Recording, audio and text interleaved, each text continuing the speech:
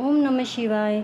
आज हम आगे की कथा का श्रवण करते हैं, जो है अध्याय 17 श्री सती खंड का, रुद्र संहिता सती खंड का अध्याय 17।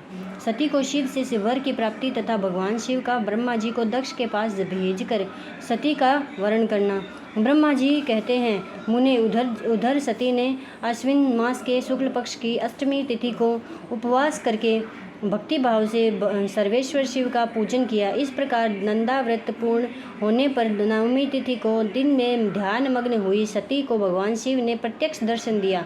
उनका श्री विग्रह सर्वांग सुंदर एवं गौर वर्ण का था। उनके 5 मुख थे और प्रत्येक मुख में 3-3 नेत्र थे। भाल देश में चंद्रमा शोभा दे रहा था। उनका चित्त प्रसन्न था और कंठ में नील चिह्न दृष्टिगोचर होता था। उनके 4 भुजाएं थी। उन्होंने हाथों में त्रिशूल, ब्रह्म कपाल, वर तथा अभय का धारण कर रखे थे। भस्म में अंगार से उनका सारा शरीर उद्भासित हो रहा था। गंगा जी उनके मस्तक की शोभा बढ़ा रही थी। उनके सभी अंग बड़े मनोहर थे। वे महान लावण्य के धाम जान पड़ते थे। उनके मुख करोड़ों चंद्रमाओं के समान प्रकाशमान एवं आह्लादजनक थे। उनकी अंग कांति करोड़ों कामदेवों को तिरस्कृत कर रही थी तथा उनकी आकृति स्त्रियों के लिए सर्वथा ही प्रिय थी। सती ने ऐसे सौंदर्य माधुर्य से युक्त प्रभु महादेव जी को प्रत्यक्ष देखकर उनके चरणों की वंदना की। उस समय उनका मुख लज्जा से झुका हुआ था। तपस्या के पुंज का फल करने वाले महादेव जी उनके लिए कठोर व्रत धारण करने वाली सती को पत्नी बनाने के लिए प्राप्त करने की इच्छा रखते हुए भी उनसे इस प्रकार बोले। महादेव जी ने कहा, उत्तम व्रत का पालन करने वाली दक्ष नंदनी, मैं तुम्हारे इस व्रत से बहुत प्रसन्न हूँ, इसलिए कोई वर मांगो। तुम्हारे मन को जो अभिष्ट होगा वही वर मैं तुम्हें दूंगा। ब्रह्मा जी कहते हैं, मुने जगदीश्वर महादेव जी यद्यपि सती के मनोभाव को जानते थे तो भी उनकी बात सुनने के लिए बोले, कोई वर मांगो। परंतु सती लज्जा के अधीन हो गई थी, इसलिए उनके हृदय में जो बात थी उसे वे स्पष्ट शब्दों में न कह सकी। उनका जो अभिष्ट मनोरथ था वह लज्जा से आच्छादित हो गया। प्राण वल्लभ शिव का प्रिय वचन सुनकर सती अत्यंत प्रेम में मग्न हो गई। इस बात को जानकर भक्तवत्सल भगवान शंकर बड़े प्रसन्न हुए और शीघ्रतापूर्वक बारंबार कहने लगे, वर मांगो, वर मांगो। सतपुरुषों के आश्रयभूत अंतर्यामी शंभु सती की भक्ति के वशीभूत हो गए थे। तब सती ने अपनी लज्जा को रोककर महादेव जी से कहा, वर देने वाले प्रभु, मुझे मेरी इच्छा के अनुसार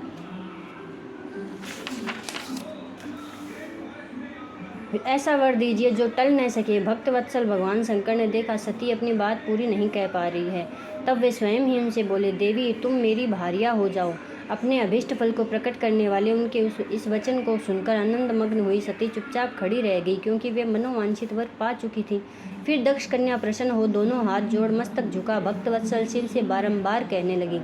सती बोली, देवादिदेव महादेव प्रभु जगतपते, आप मेरे पिता को कहकर वैवाहिक विधि से मेरा पाणी ग्रहण करें। ब्रह्मा जी कहते हैं, नारद, सती की यह बात सुनकर भक्तवत्सल महेश्वर ने प्रेम से उनकी ओर देख कर कहा, प्रिय ऐसा ही होगा। तब दक्ष कन्या सती भी भगवान शिव को प्रणाम करके भक्ति पूर्वक विदा मांग जाने की आज्ञा प्राप्त करके मोह और आनंद से युक्त हो माता के पास लौट गई। इधर भगवान शिव भी हिमालय पर अपने आश्रम में प्रवेश करके दक्ष कन्या सती के वियोग से कुछ कष्ट का अनुभव करते हुए उन्हीं का चिंतन करने लगे। देव ऋषि फिर मन को एकाग्र करके लौकिक गति का आश्रय ले भगवान शंकर ने मन ही मन मेरा स्मरण किया। त्रिशूलधारी महेश्वर के स्मरण करने पर उनकी सिद्धि से प्रेरित हो मैं तुरंत ही उनके सामने जा खड़ा हुआ। तात हिमालय के शिखर पर जहाँ सती के वियोग का अनुभव करने वाले महादेव जी विद्यमान थे, वहीं में सरस्वती के साथ उपस्थित हो गया।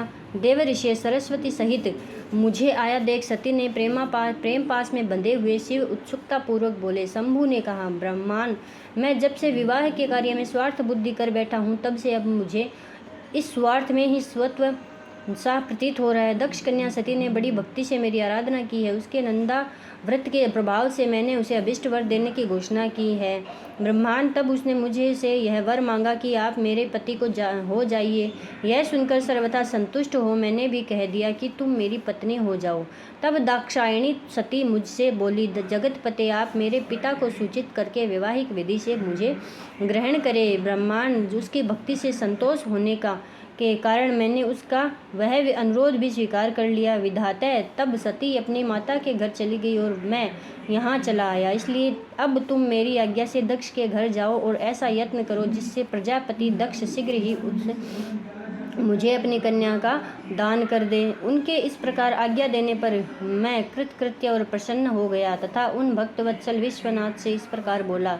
मुझ ब्रह्मा ने कहा, भगवान शंभो, आपने जो कुछ कहा है उस पर भली भांति विचार करके हम लोगों ने पहले ही उसे सुनिश्चित कर दिया है।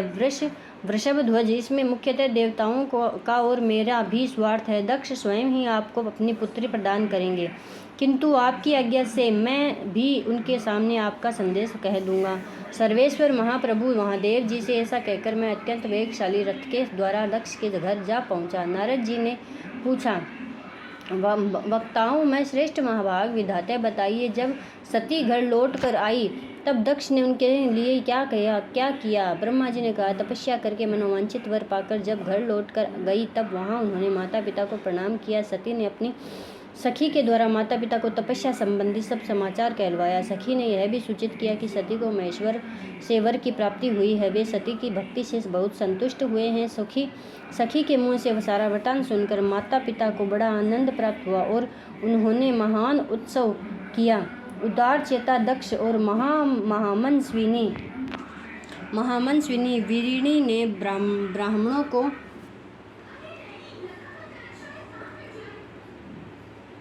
को उनकी इच्छा के अनुसार द्रव्य दिया तथा अन्य अंधों और दीनों को भी धन बांटा। प्रसन्नता बढ़ाने वाली अपनी पुत्री को हृदय से लगाकर माता वरिणी ने उसका मस्तक सूंघा और आनंदमग्न होकर उसकी बारंबार प्रशंसा की। तदंतर कुछ काल व्यतीत होने पर धर्मज्ञों में श्रेष्ठ दक्ष इस चिंता में पड़े कि मैं अपनी इस पुत्री का विवाह भगवान शंकर के साथ किस तरह करूं। महादेव जी प्रसन्न होकर आए थे, पर वे तो चले गए। अब मेरी पुत्री के लिए वे फिर कैसे यहाँ आएंगे? यदि किसी को शीघ्र ही भगवान शिव के निकट भेजा जाए तो यह भी उचित नहीं जान पड़ता, क्योंकि यदि वे इस तरह अनुरोध करने पर भी मेरी पुत्री को ग्रहण न करे तो मेरी याचना निष्फल हो जाएगी। इस प्रकार चिंता में पड़े हुए प्रजापति दक्ष के सामने मैं सरस्वती के साथ सहसा उपस्थित हुआ। मुझ पिता को आया देख दक्ष प्रणाम करके विनीत भाव से खड़े हो गए। उन्होंने मुझ स्वयंभू को यथा योग्य आसन दिया। तदंतर दक्ष ने जब मेरे आने का कारण पूछा तब मैंने सब बात बताकर उनसे कहा, प्रजापति, भगवान शंकर ने तुम्हारी पुत्री को प्राप्त करने के लिए निश्चय ही मुझे तुम्हारे पास भेजा। इस विषय में जो श्रेष्ठ कृत्य है उसका निश्चय करो। जैसे सती ने नाना प्रकार के भावों से तथा सात्विक व्रत के द्वारा भगवान शिव की आराधना की है, उसी तरह वे भी सती की आराधना करते हैं। इसलिए दक्ष भगवान शिव के लिए ही संकल्पित एवं प्रकट हुई अपनी इस पुत्री को तुम अविलंब उनकी सेवा में सौंप दो। इससे तुम कृतकृत्य हो जाओगे। मैं नारद के साथ जाकर उन्हें तुम्हारे घर ले आऊँगा। फिर तुम उन्हीं के लिए उत्पन्न हुई अपनी ये पुत्री उनके हाथ में दे दो। ब्रह्मा जी बोले, नारद, मेरी यह बात सुनकर मेरे पुत्र दक्ष को बड़ा हर्ष हुआ। वे अत्यंत प्रसन्न होकर बोले, पिताजी, ऐसा ही होगा। मुने तब मैं अत्यंत हर्षित हो वहाँ से उस स्थान को लौटा जहाँ लोक कल्याण में तत्पर रहने वाले भगवान शिव बड़ी उत्सुकता से मेरी प्रतीक्षा कर रहे थे। नारद मेरे लौट आने पर स्त्री और पुत्री सहित प्रजापति दक्ष भी पूर्ण काम हो गए। वे इतने संतुष्ट हुए मानो अमृत पीकर अधा गए हो। ओम नमः शिवाय। तो आगे की कथा का श्रवण हम कल करेंगे, जो भगवान शिव के और माता सती के विवाह का जिसमें विवेचन होगा। धन्यवाद।